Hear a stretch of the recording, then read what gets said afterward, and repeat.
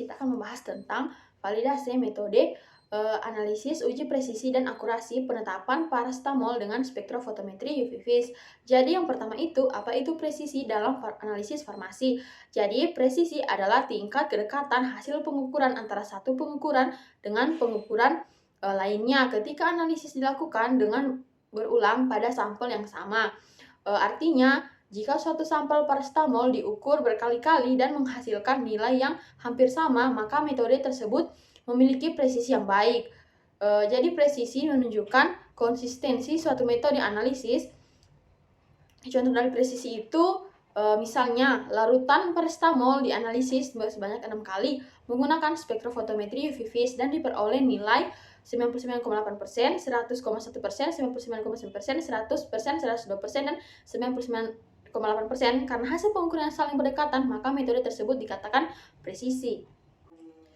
Ada dua jenis dari presisi. Yang pertama itu ada repeatability atau intrahari, yaitu pengukuran yang dilakukan pada hari yang sama oleh analisis yang sama dan menggunakan alat yang sama dan kondisi yang sama. Kemudian itu yang kedua ada intermediate precision, yang dilakukan dengan adanya variasi kondisi, misalnya itu hari yang berbeda, analisis yang berbeda, atau alat yang berbeda. Jadi yang kedua itu cara menghitung standar deviasi dan persen RSD. Untuk menilai presisi digunakan parameter standar deviasi atau SD, persen relatif standar deviation atau persen RSD. Jadi yang pertama itu standar deviasi, yaitu standar deviasi menunjukkan seberapa jauh data menyebar dari nilai rata-ratanya. Jadi semakin kecil nilai SD, maka data semakin rapat dan presisinya itu semakin baik. Yang kedua itu ada persen RSD.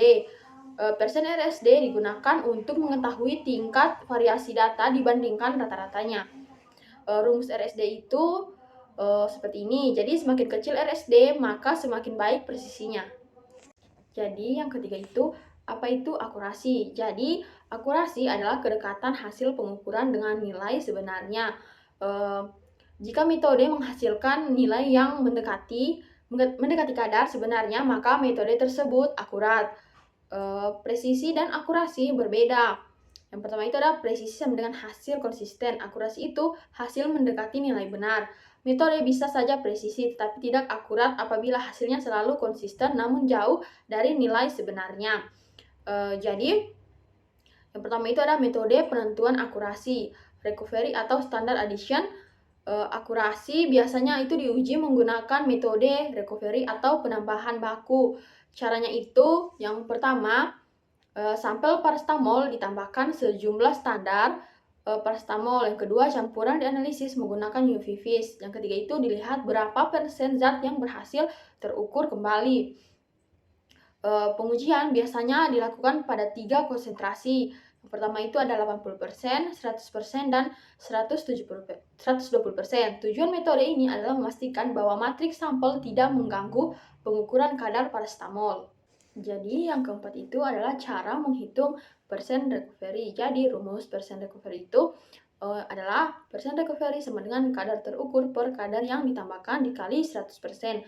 Contoh perhitungannya itu, misalnya itu kita mempunyai standar yang ditambahkan itu 50 mg dan hasil yang terukur itu 49 mg.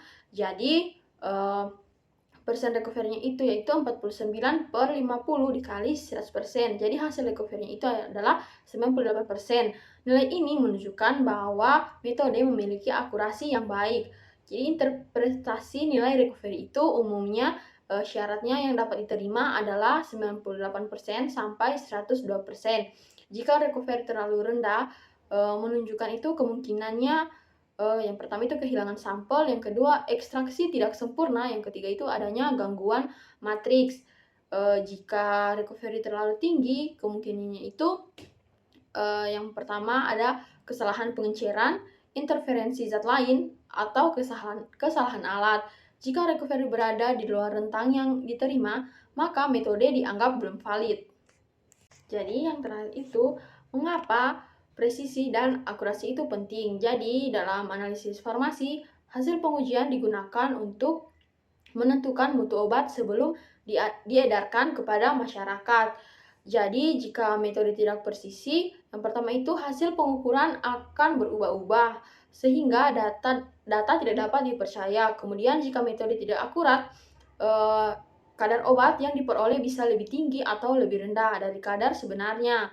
Jadi, ada beberapa contoh kasus. Yang pertama itu misalnya kadar paracetamol sebenarnya itu adalah 500 mg, tetapi hasil analisis menunjukkan hanya 450 mg. Akibatnya, produsen dapat menambahkan dosis lebih banyak, sehingga produk akhir berpotensi overdosis. Sebaliknya, jika kadar terbaca terlalu tinggi, obat bisa dianggap memenuhi syarat, padahal kandungan sebenarnya kurang dari dosis yang seharusnya. Hal ini dapat menyebabkan yang pertama itu terapi tidak efektif, yang kedua ada efek samping, bahkan membahayakan pasien. Karena itu, presisi dan akurasi sangat penting dalam validasi metode analisis. Baik, dengan demikian saya sudah menyelesaikan tugas pendahuluan praktikum terakhir. Jika ada salah kata, mohon dimaafkan. Wassalamualaikum warahmatullahi wabarakatuh.